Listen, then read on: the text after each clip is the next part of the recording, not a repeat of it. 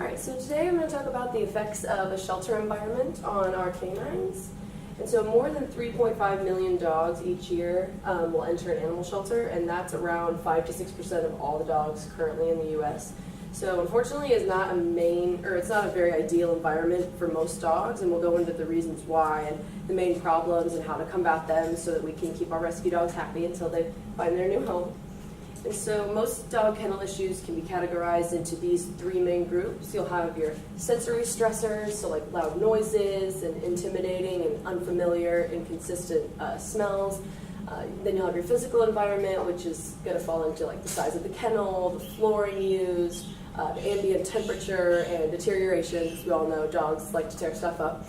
And then you have diseases and parasites, and the main two that you'll see in a kennel environment which cause the most problems is going to be kennel cough and ringworm. And so we'll start with sensory stressors, especially with loud noises. So a kennel environment is loud enough to reach 115 decibels, which is just 5 decibels away from being as loud as a police car siren.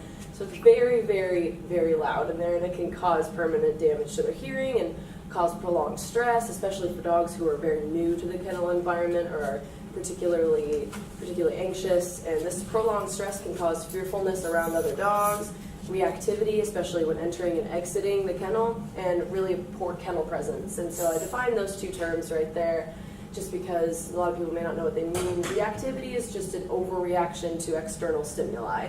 So some dogs can be barrier reactive or dog reactive or a number of other things depending on the dog and its own experiences. And then kennel presence is how a dog appears when it's inside its kennel. So a poor kennel presence is going to be snarling, loud barking, cowering in the corner, and then a good kennel presence is going to be personified by just sitting, quiet, calm, 4 on the floor, all 4 paws on the floor, not jumping around. And kennel presence is really important to potential adopters, so that is something that you need to factor in an animal shelter environment. And so some ways to combat this noise-related stress is, and I can attest to this one, is classical music, especially low sustained notes. Many studies have found that playing classical music increased the amount of time that kennel dogs spent lying down and looking calm, and also really decreased their vocalization. And then you can also have kennel coverings for particularly new, anxious animals, just like a sheet to cover it. And this isn't going to take away any noise per se, but by taking away the overstimulation of sight, like dogs and people passing by their kennel constantly, it can make the noise stimulation a bit easier on them because it's just going to make them less stimulated as a whole. And then obviously you can positively enforce calm behavior. So like encouraging staff and guests to give dogs treats only when they are calm and quiet and have that good kennel presence that we talked about. And dogs will eventually pick up on this. They're smart enough to. And this will eliminate a decent amount of noise in the kennel from happening in the first place. And so the next one is going to be intimidating and unfamiliar scents.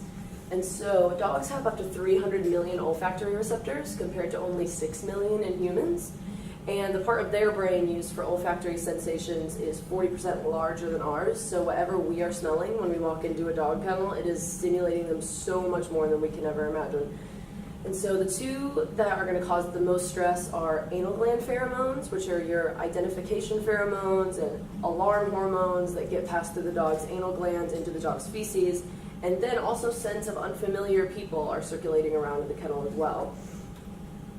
And so some ways to combat all of that olfactory stress and stimulation is replacing negative smells with positive ones. So smelly food or treats or the puzzle feeders and the toys, just anything to keep their nose busy with something positive.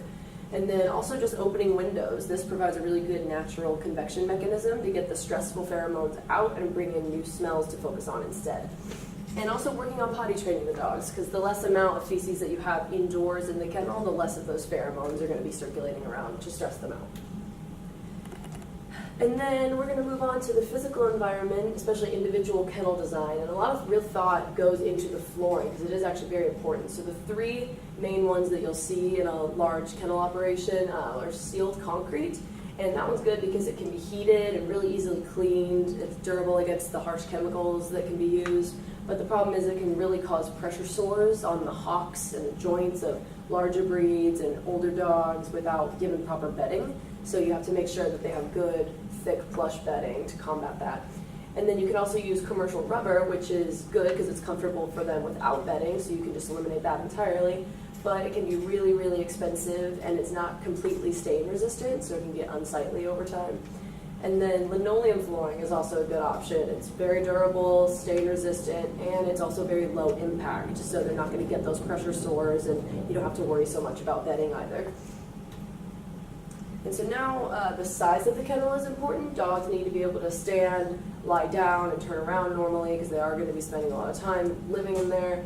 So that's going to be an average about 4 by 5 feet, but depending on the breed of dog, you need to be prepared to have like a 6 by 6 foot kennel just to make sure they have the space.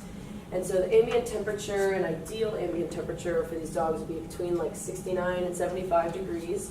And then deterioration, because we all know that dogs, especially stressed out dogs, like to tear things up, so that needs to be factored in. So exposed sharp metal or chipping paint is really high priority, and that needs to be really focused on because the dogs can get excited and hurt themselves on it very easily. And so this is a good example of just a really good kennel setup. It's got a comfortable amount of space for each of the dogs. Each kennel has a divider in it for privacy, so they're not always staring at another dog. They can get some privacy and reduce that stress. And also the back is a sliding doggy door. A lot of kennels will have those to make cleaning a little bit easier. It lets the dog have access to another space during cleaning to ensure the dog doesn't actually accidentally consume any of the cleaning chemicals that get used. And then now we'll move on to diseases and parasites that you'll see. And I could have done a whole presentation just on these. There's so many, so we'll just focus on the main two that you'll see in a kennel environment. And first one's going to be kennel cough. It's also called Bordetella from the name of the bacteria. And it's a contagious upper respiratory disease that can spread through the air. And it can survive in the air, on the dust in the air, for up to 2 weeks.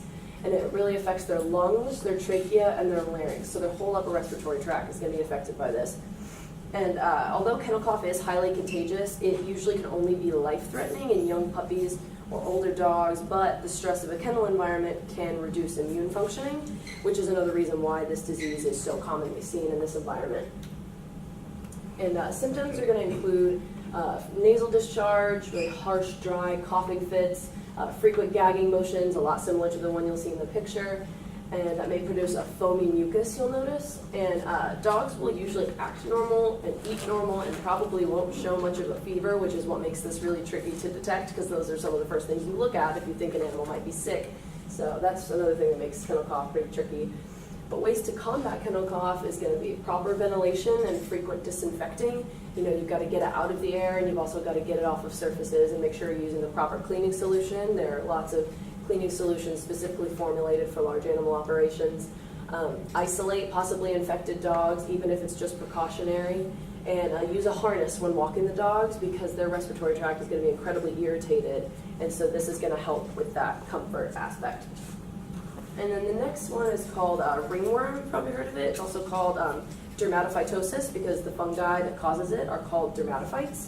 It's a fungal infection in the superficial layers of the skin, and transmission occurs only by direct contact. So it is a little bit easier to contain than the kennel cough we talked about earlier, but the problem is lesions may not show on the skin for up to a week after exposure. So the dog may very well have it and be spreading it, but you may not see it.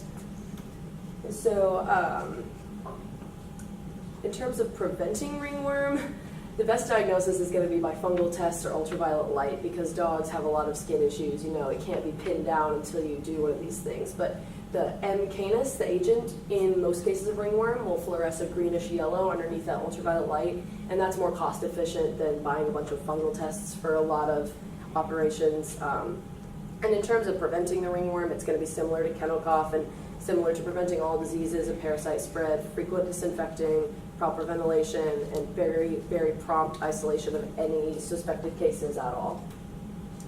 And that's about it. These are my references. Thanks.